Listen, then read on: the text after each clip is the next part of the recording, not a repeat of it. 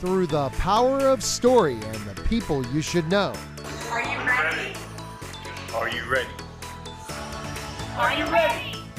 Are you ready? Are you ready? You ready? Welcome to another episode of Talking with Kevin and Son. Welcome to another episode of Talking with WIT, Kevin and Son, and featured guest of someone that you should know. We say people, but I'm going to change it this morning. This is a person you definitely should know. I just want to apologize to those of our listeners that are used to having my son on here. Theo had a pressing event today, and it's just me and Dave going one-on-one. This episode is brought to you by RMK Productions, a division of 10 United Podcast Network. Through the power of story, our mission is to uplift, inspire, share stories and experiences and perspectives using the framework of teaching and learning. Our purpose is hope, helping other people every day. This episode is brought to you by Sam Sarah Gear, a brand that was created by a father paying tribute to his daughter that died from an eating disorder. A fashion designed by love, a fashion that will knock you out. Today's guest goes without saying, someone extremely special, someone that over a very short period of time I've come to know and respect and have conversations. I would say one day mentor, he will be my mentor, but right now he's my friend. Dave Sanderson, he is the president of Dave Sanderson Speaks International. He is also, and you guys may know him, he is, when you hear the miracle on the Hudson, he is the last passenger to exit that plane on January 15, 2009. Dave has a powerful book, Moments Matter, and details learned about the miracle on the Hudson and how one defines a moment that can create a lifetime of purpose by creating your own flight plan for the future. Ladies and gentlemen, I want you to sit back while you're driving, while you're pulling in Starbucks, and I want you to pause for a second. And I want to introduce you to my friend, Mr. Dave Sanderson. Welcome to Talking with Kevin and Son. Thank you, Kevin. I'm honored to be here today with you. Thank you very much. All right. I know all of my listeners are dying to hear your experience from the miracle on the Hudson. Many people have seen the movie, but many people, the whole purpose of what we do here is getting to know people beyond what we know or what we think we know. And the one question I want to ask, because this was a question that was proposed to me by my children when I suffered my concussion. Someone asked, what was your dad like 24 hours before his concussion? And so, Dave, I'm going to propose this question to you. If you were to take and ask each of your children, who is Dave Sanderson 24 hours before the miracle on the Hudson, what would each one of your children say? And how would your wife address her husband? Good question. Thank you, Kevin, for having me. I would say if you would talk to each of my children, all four kids, they would probably tell you that I was very driven, goal-oriented, and I was focused on making sure I could get the outcome at hand. If you ask my wife, she would probably have said he's a lot like his father. And my father was a salesperson like me. My father was gone at least 3 days or 3 nights a week. My mother was the person who really raised all of her kids.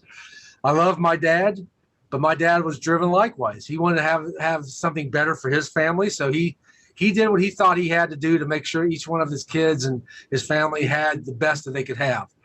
And that was sort of like I was. I was focused on doing whatever I had to do to make sure that I could pay for college. Each one of my children had a better life than I did growing up. So very interesting question. I would say that's probably how my kids and my wife would have answered the day before January 15, 2009. Now, let me ask you a question. Who would Dave say he was 24 hours before he hopped on that plane? I would say I was achievement oriented. I would say I was so focused, I had goals. There was nothing to get between me and my goals, and I was going to make sure it happened. And I was working for a company by the name of Oracle at that time, and very demanding and very time consuming. And it was so I didn't have much time for my family. I was so focused on making sure I could be a top producer for the company in addition to achieving my goals. I probably didn't commit as much time to my family as I should have. And 48 hours after your ordeal in the Hudson, after being rescued, that 30 minutes afterwards, the first 24 hours when you were in your bed lying awake, I know what happens to people that have experienced a traumatic experience, but most of us don't understand. When life flashes before you and God reaches in and pulls you into the direction of your purpose, that 48 hours afterwards, the night that you laid in your bed, your own bed, what ran through your head? I remember a couple things. Number one, I was in overwhelm. And the reason I say that is from the moment I was on Good Morning America, the early show of Fox and Friends, to the time I landed back in Charlotte, to the time I went to my daughter's basketball game that night, I had media following me everywhere I went. I was not used to that. And at the same time, at that point, my regional manager of my company expected me to be back at work the next Monday and fly to Michigan on that Tuesday for a meeting. So I was in overwhelm. And I also thought at the same time, and it maybe sounds a little crass, but maybe God did choose me for something bigger than this. Well, and I think that was the moment I started realizing it. I shouldn't be alive today. I almost died 3 times that day in different situations that I did not know about. There were a few times that I didn't even know I was close to that time. I knew one of them was when the plane was going down into the Hudson. I thought that was the time. But I had 2 other times. And I remember a couple of nights later in bed just thinking, did God choose me for something bigger than I'm doing right now? And that sort of changed my mindset of, I got to really focus on what's more important in my life than just making money and being there for my company. And that sort of changed me put me on a different life trajectory. Now, I understand you have a personal relationship with an icon, Mr. Tony Robbins. I believe he gave you some advice on going forward and how to handle the media, and he probably gave you some life advice on how to live your life going forward. Let's pull back the layers of that conversation. What part of his conversation advice changed the man that I'm speaking to right now? Well, I won't go into a lot of detail because some of these things are very personal, but some of the things that I can share is this. He told me, the media would be all over me. He said there will be times coming up where some people will take offense to some of the things that I will be doing, even though I may be doing them out of good intent. So, just you got to stay focused on your mission. He also shared with me, and this was a little bit later, but he was sharing this with me constantly. It's time to go out on your own. Why are you working for somebody else? It's time to start working for yourself and adding value to yourself and other people instead of adding value to a company. And he was always encouraging me to do that. Every time I'd pick him up at the airport, helipad, car, one of the first questions he'd always ask me is, why are you still working for that company? So I would say those are a couple of things that he gave me. But he and I had, you can actually hear from his mouth. If you go out on YouTube, he did a 4-minute YouTube video about our conversation, and it's public knowledge. So I would encourage listeners, if they want to really understand my relationship with Tony, go out on YouTube, and it's under Tony Robbins Praises Dave Sanderson, and you'll hear the details, Kevin, I think that you're looking for. Well, way to go. Thank you. And the reason why for my listeners I asked that question is because when I speak, especially when I talk to young people, I always tell people that where you are at this second, life does matter. And life happens to you in a moment of seconds, not hours, not days. But a lot of us are building someone else's boat. All right. And it's okay if you're comfortable with that. But if you desire more in your life, and events will happen that will direct you to where you need to be in, I'm going to suggest to all of you, pick up a copy of Dave Sanderson's book and read it. From the first page to the last page, it will definitely define who you are, why you exist, and why you need to serve. Now I'm going to ask a crazy question. because you and I have had a conversation, and the reason why I have you on this interview, because you're doing something that's going to happen, and please correct me on this date because I'm not looking at my notes, August 7th, Okay.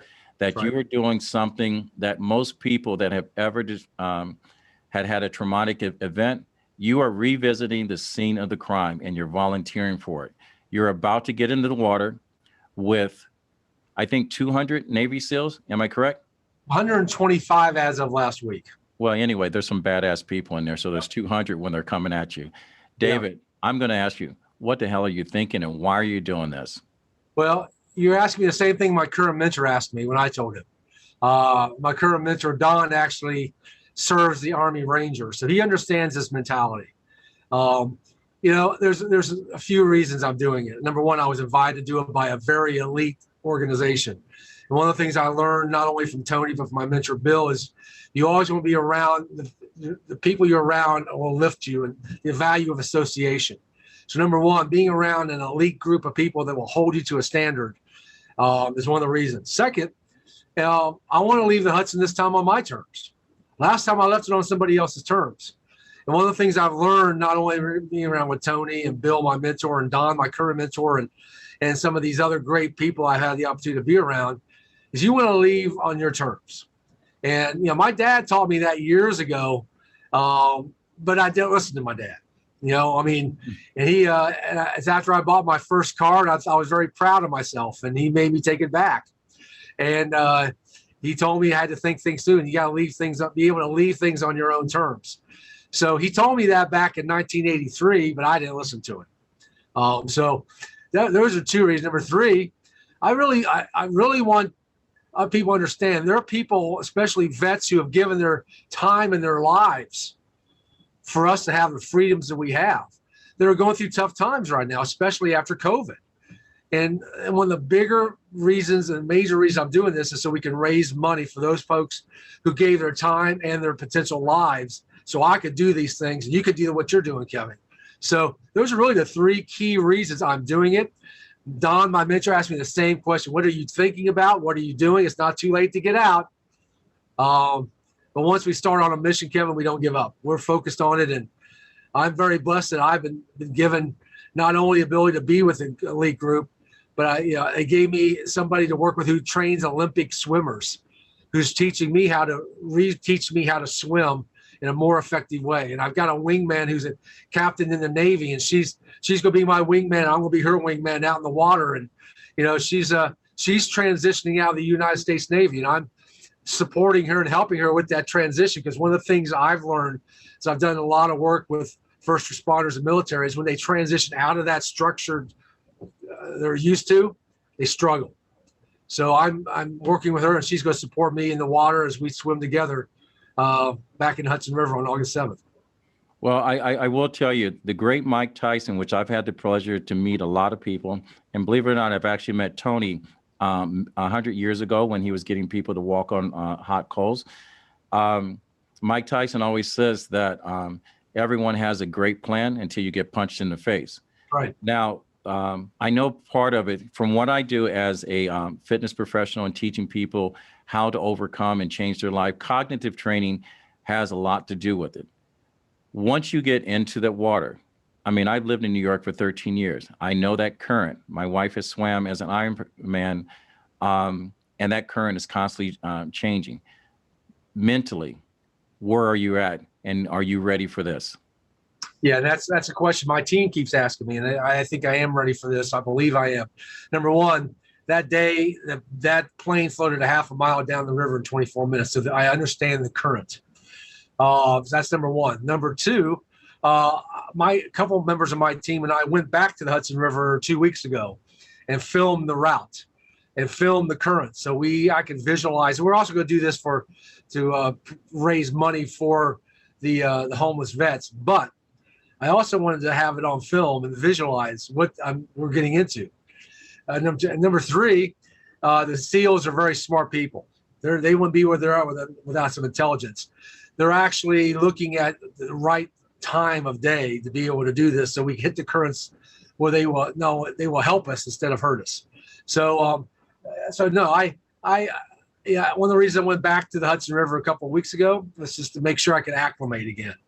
And number four, just even though it's not the Hudson River, every Wednesday I'm going out with my coach into one of the biggest lakes in the state of North Carolina, which has a current, and we're practicing in open water with current. So I get used to swimming with it, against it, and by the side of it. So we're doing a lot of preparation, not only physically but also emotionally and mentally.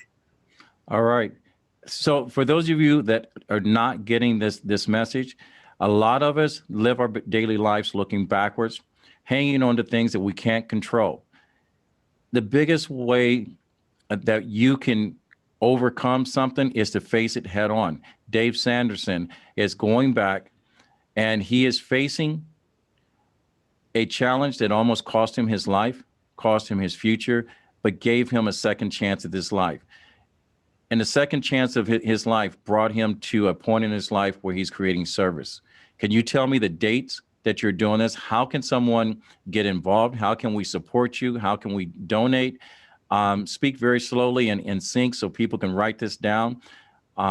Dave, we want to be with you because I will be there on that shore when you come out of the water. I will promise you that on August 7th. I will promise you that. So you need to be on the New York side, Kevin. All right, when you're there. We're leaving from New Jersey, going to New York, to the 9/11 Memorial. So that's pretty much, if you're going to be there, that's where you need to be. But thank you very much. This is called the GI Go Fund.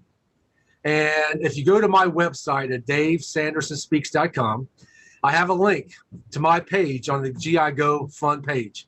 And you can donate whatever you like.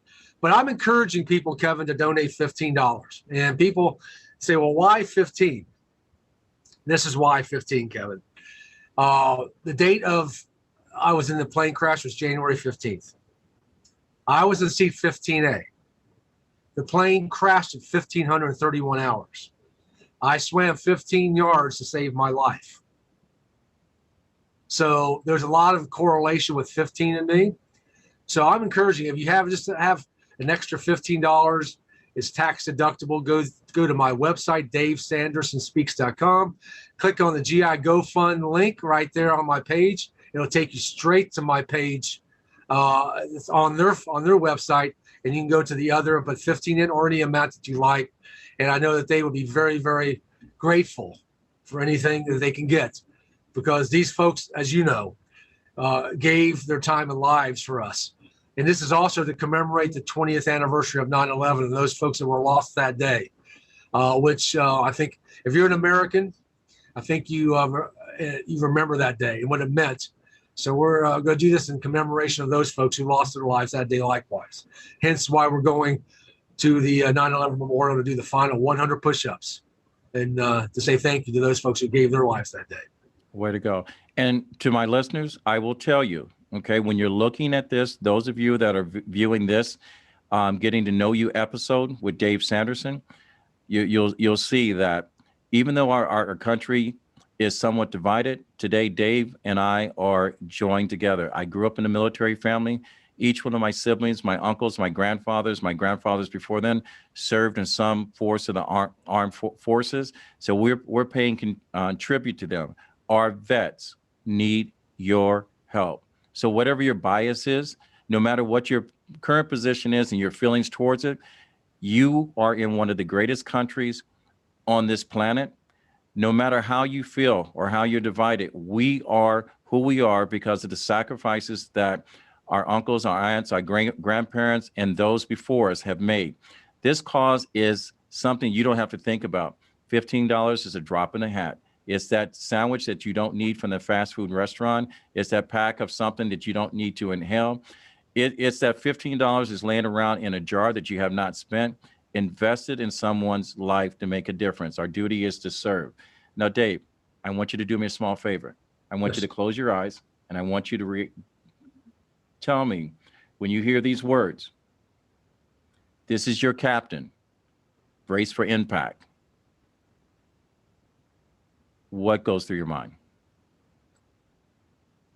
Well, if you go back to that day, I don't know, that didn't mean anything to me. I didn't know what that meant. But now, understanding the gravity of what really happened, when you hear those words on a plane, you know that something serious is happening. And And you better put your mindset in, you get your right mindset going. You better put yourself in the appropriate state.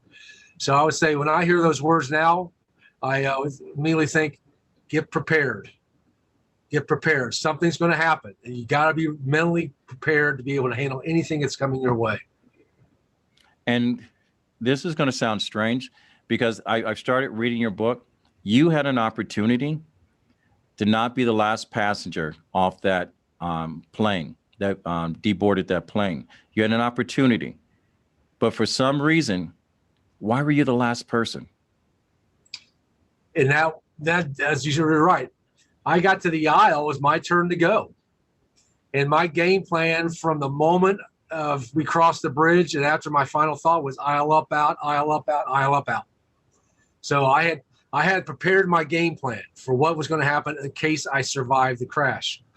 But when I got to the aisle, something happened to change the entire direction, not only that day, but probably the entire direction of my life. My mom started talking to me in my head. And my mom had passed away in 1997. But when I was a child, there was something she would tell me and probably my brother and sister the same thing. If you do the right thing, God will take care of you. And I tell people, you know, one of the things I learned about my mom at that moment was, you know, that was her mindset. She's always about doing the right thing and you will be taken care of.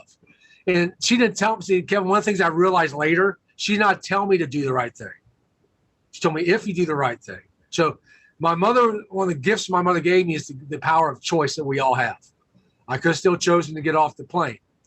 But I grew up in small towns outside of Cincinnati, Ohio, and in Winchester, Virginia, where I was always with a group of guys because I played athletics. I always had a group of guys, and the group of guys that I hung with always had each other's backs. Good, bad, or ugly. We always had each other's backs. So that's the moment I made a decision to climb over the seats to go towards the back of the plane just to see if anybody needed help. And the back of the plane was about waist to chest deep water because the back of the plane at that point, this was about 3 to 4 minutes after impact, was underwater already. So it was already submerged underwater, but people were moving. And so I just got behind everybody else and started making my way out. And the first light that I saw was on the right side of the plane at 10F. I'm like, it's time to go, get out of here. And I started getting out just like everybody else until I looked out and saw that there was no room on the wing or the boat. They were already filled up. And that's how I became the last passenger off the plane, because I was in the plane for approximately 7 minutes, waist deep in 36-degree water, holding onto the lifeboat so it didn't float out into the river, because something you mentioned earlier, Kevin, the current. The current was taking the lifeboat out, and the plane was floating. And they didn't want, like, I don't know about you, up to that point, I never read the instructions or listened to anybody. I knew everything. But the lifeboat's tethered to the plane, but no one knew that. So that's how I became the last passenger out. It wasn't by design. It was because I heard my mom say, if you do the right thing, God will take care of you. And I believe I did the right thing that day by helping other people and holding on to the lifeboat until they could get off on the wing. Ladies and gentlemen, I want you to inhale and listen to his story. You know, being challenged with making the right decisions created a thought in his head that says, moments matter. What I do right now matters. It's all about your choices. And from this experience, and I've kind of went the back door leading into this, fantastic book. For those of you that like to turn the pages to, what we call book, or go on your Kindle and turn the pages to, electronic books. I don't know if he's got it on Audible. Not yet. We're working on that. A must read, Moments Matter, that was created from an event of a life-changing event. Dave, what made you pen this book? Number one, I knew I had something to share, and I wanted to share it in a way that could get out to a bigger audience.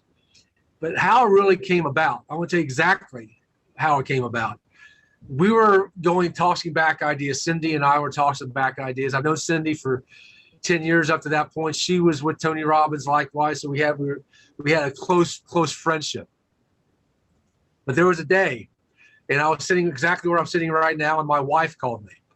And she asked me to help a couple of our neighbors. and they were two older ladies who lived down the street, and they had trouble getting their TV. Their TV wasn't working. Now, I don't know where you grew up, Kevin. Like I said, I grew up in small towns. Dayton, Ohio. Where you helped your neighbors, especially if they were older, right? You didn't even think about it. You just did it. So I went down there and helped them, and I got their TV fixed, and that was no big deal. And they asked me if I stayed for milk and cookies, and I love milk and cookies. I don't know about you, I love them, especially from two older ladies who could probably bake, right? They've been doing it for a little while. All in, man. So while they're getting milk and cookies, I'm in their parlor and looking at their books on their thing, and it's very cool because they had World War II books, and I love World War II history. So I said, wow, I've never seen this.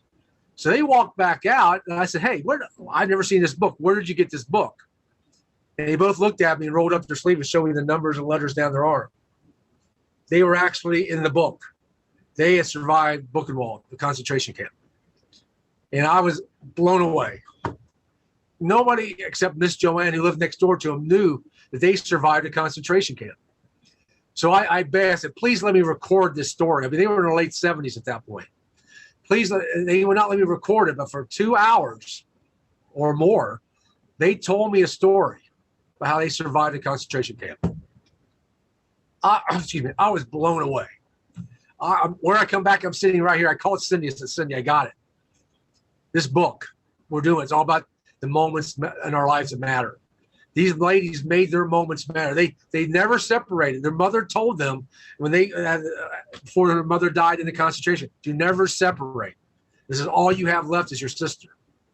They never left each other. They never got married. And I'm like sitting there going, wow. And that's how the book came about, and the title of the book came about was because of what happened that day where I'm sitting even as we speak. That's amazing.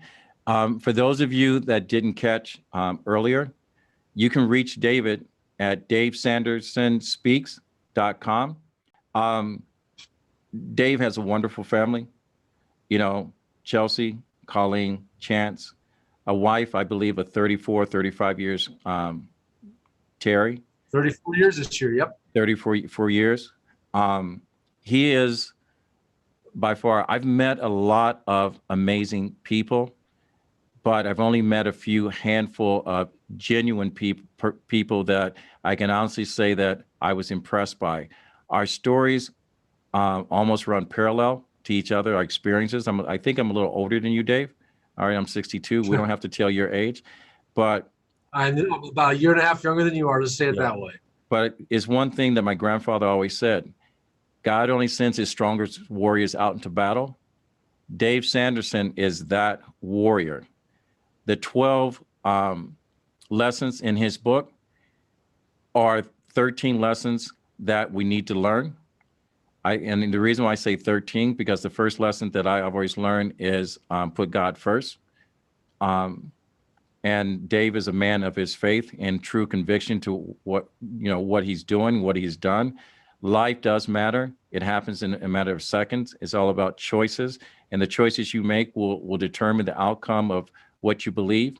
Will either confirm or question your character, or will either derail you from where you are right now in time, or put you on track to where you're supposed to be. He is a man of service. I can go on all day long, but David, I want you to leave our listeners with a little something. If you had to tell our listeners one thing or one or two things, what would you tell our listeners and the takeaway from this interview right now? Well, thank you, Kevin. One thing that I share with people now is, one of the things I did last year after my last live speaking event was at Texas A&M University. And that event was really about leadership in times of crisis. And when I got done speaking, I went to Q&A, but the Q&A was not about that. It was about, how did you get back on a plane? How did you overcome the turbulence that you had? And all of a sudden, it started taking a different direction. And this is right when COVID was hitting. So I made a commitment when I came back that I was going to call 5 people a day just to check in, just to make sure I had connection still. And what I found over this, making those phone calls over a 6 or 7 month period is, last year was not just about COVID. It was about social justice questions. It was about the election that kept going on. It was about law enforcement issues. It wasn't just about COVID. It was about the turmoil that was building up in people's lives.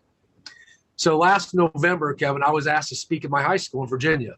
And the principal said, these kids are having a tough year. Just do some inspiration for them, give them some motivation. And I was thinking, I said, you know what? I did a TED talk about, it's called post-traumatic growth syndrome, PTGS. So I incorporated some of that with what I learned over the last several months. And all of a sudden it clicked with me, Kevin. It's like what people are looking for now are strategies on how to get out of this turmoil they've had over this last year. How do they get out of turmoil? Because one of the things I learned over the last year, and you probably know this already, but one of the things I learned over, especially in the last couple of years, is it's easy to blame events. But if you keep blaming events, you never give yourself the opportunity to grow. See, I tell people I could have blamed a plane crash or a recession in 2009, and that would have been very easy to do it, but I didn't. I controlled and I owned my own happiness and fulfillment. And I did that by two ways. And if I can leave one thing with people right now is this. There are two ways. If you're going through turmoil right now, there's two ways to change it. I have a lot of strategies, but you either have to change your life conditions or your worldview or both. And I tell people that's how I got back on a plane. I changed both of those things. And all of a sudden, my life took a different direction because I took ownership. I changed my worldview. And I changed my way I was going about my business. As we started off talking today, I was really focused on my goals and making money and doing what my dad taught me, right? But I realized my kids needed my time. My life is bigger than just working every day for somebody else. And I changed those two things, Kevin, and everything started opening up in my life. And it turned my turmoil into triumph. Now I'm going to ask, and I love to talk, so this may be my last question or it may not, but you kind of opened the door for a question that was presented to me when I asked a couple of people, what would you ask Dave Sanderson? And Keith Perkins, he is the president of my fraternity. And he basically asked a question when it comes to diversity and inclusion and equality. You have the ear of a lot of very powerful people and corporations and so forth. And I know from my own experience in having conversations with those people, a lot of people are basically lighting a match at other end and blowing the smoke out at other, saying that we're doing something about it. You have the ears and the hearts of people that can make a difference. When we look at the airline pilots and engineers, 93% of them are white males, and the others are divided in. How do you address with your platform, or do you address with your platform, that we are stronger together than apart, and it's not about finances, but humanity? How do you address those questions in your speech? That's a great question, and this is what I would say. And I was asked that question in a different way for about a different context than what we talked about, but the same general question, but a different context. I said, you know what? One thing I learned a lot of things that day on the plane. But one thing I learned is this. When a plane is going down and you're with a group of people, you don't care if they're black, white, purple, you don't care if they're gay, lesbian, trans, you don't care. Everybody's in it with each other. You check that off, you check your ego at the door and focus on how can I serve people? How can we get this thing done together? And I think that was one of the greatest lessons out of this, because I talked about worldview. The worldview that changed for me is this. And actually, this will answer the question in a different way because I talk about this. Is when I was in the green room of Good Morning America, and it was a month or 6 weeks after the plane crash. They were having a reunion. I was there with some passengers and crew. We just got off the show. Everybody's happy. And one guy went on a rage. Just started yelling in the middle of a green room. And I'm sitting here, Kevin, going, what's wrong with this guy? We survived a plane crash. We're on national TV. What's wrong with this guy? Then I found out shortly later he lost his job and he was going through a divorce. I said, how many times in my life have I judged somebody that quickly? It's caused me not to have a relationship, a job, money, whatever it is. If I could change that one thing in my life, become less judgmental, how could that change the direction of my life? And all of a sudden, I focused on that. Do not judge anybody. Like Martin Luther King said, judge people by the content of their character. I started doing that intentionally. And what happened to me is this. 6 months later, I'm speaking at the Supreme Court, sponsored by Justice Anthony Kennedy. Just because I changed my worldview, become less judgmental. So the answer to the question is this. I think people, they become just less judgmental, focus on the content of somebody instead of what they look like, who they're having sex with, whatever it may be, if they're smoking dope or not, I don't care. That's changed the whole direction of my life. It's opened so many doors for me that I would never have had the opportunity to open just by changing that one worldview. That's why I tell people, life conditions and worldview changes everything. Changes everything. Ladies and gentlemen, I hope you are paying attention. This has been a master class of being a good human being, of someone that's servicing someone greater than his own self, family man, father, a public servant, and in my heart, a friend and a hero.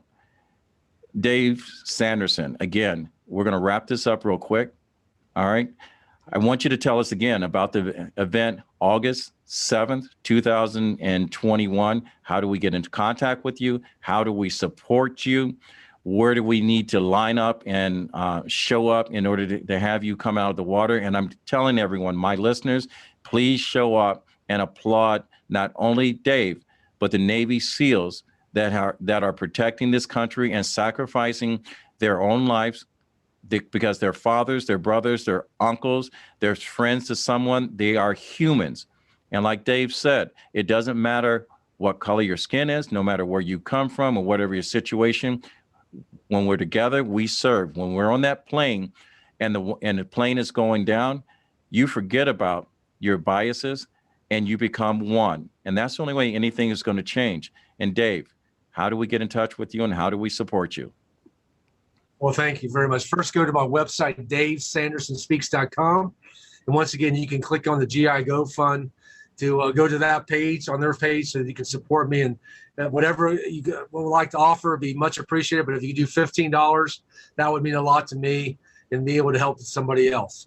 If you'd like to stay in touch with me, please check me out on LinkedIn at David Sanderson, because that's where every week I share some of the content that I learned from my mentors who taught me things that I never realized the value until I had to be put in a situation where I had to. So check me out on LinkedIn. It'll be the best way to keep up with me. And if you like to, if you're in New York or New Jersey, if you want to check this thing out on August 7th, 2021, we'll be ending up somewhere on the New York shore within 100, I think it's half a mile to the 9/11 Memorial, somewhere in that area of New York City. So we're kicking off at Liberty Station State Park in New Jersey, going to the Statue of Liberty, doing 100 push-ups, 22 pull-ups, jumping back in the water, swimming back over to Ellis Island. It's really focused on diversity with Ellis Island.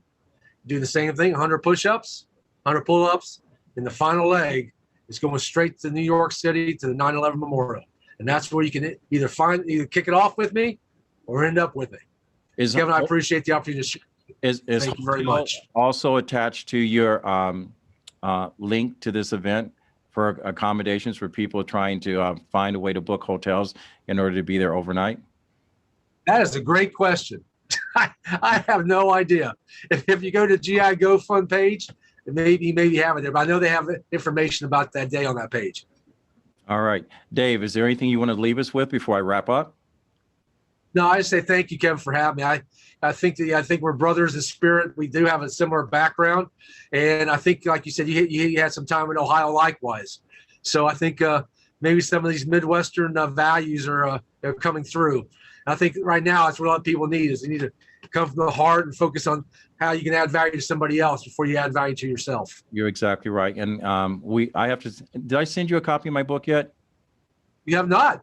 All right. When we get off the air, text me your mailing information. I will send you a signed copy to my brother, Dave Sanderson. So that way, hopefully, because you have a podcast, I'll get a chance to come and talk about my book on there. So we'll do that, Kevin. One last thing. I'll be launching my next book, From Turmoil to Triumph, this fall. I'll make sure you get one of the first autographed copies, Kevin. I will be honored, and I will definitely read it, because since my concussion in March 2019, I have been an avid reader. Since January of 2021 to this is June, I've read between Audible and reading myself 53 books. So I am reteaching myself on how to get an education and how to live this life. So, ladies and gentlemen, we've covered a lot of information, and I hope at some point in this episode, we have shared, we have enlightened you, we have touched something within your soul that will change you, that will redirect how you think and how you see the world and how you see other people. If nothing else, remember the view that Dave had in that plane and the view that he has right now. If you happen to be following us and you would like to have more information, please share this episode, subscribe to RMK Productions or Talking Wit, Kevin and Son. My partner, Theo McLemore, was not able to make it. You can reach us at www.rmk Productions or Talking Wit, Kevin and Son. This episode was brought to you by Sam Sarah Gear, the fashions that were designed with love. Sam Sarah Gear will also, at the end of this episode, have a code, CICADA 2021, that will allow you a 10% discount on any product that's bought. In addition to that, Frank Rappaport, the owner, will donate another 20% to the Hearts of Your Body charity. That is his nonprofit that's covering the cost of help for anyone with eating disorders. If you have any questions, reach out to Dave Sanderson directly through his website. And Dave, if you really like the way we did this interview, and I hope I covered and you were comfortable, please like or share this podcast with your friends and anyone that has a story that needs to be told. We are definitely looking to talk to people that our listeners should know. We all know the story of the miracle on the Hudson, but today I hope you walk away with knowing a little bit more about the man where moments matter, Mr. Dave Sanderson. And thank you. And remember this, my listeners, reach one, teach one. My grandfather always said, when you get to a point that you're in a position to help someone else, it was your duty to do so.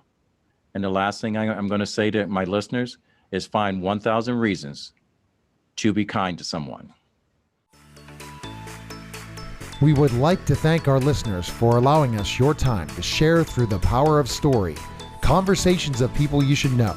For more information about us, our guests, and upcoming events, visit us at www.talkingwithkevinandson.com or www.rmkproductions.net, or text me direct if you or someone you should know would like to be a guest. Please email me direct and put guest in the subject line box, and someone will be in touch. Thank you. Find 1,000 reasons to be kind to someone. Reach one, teach one.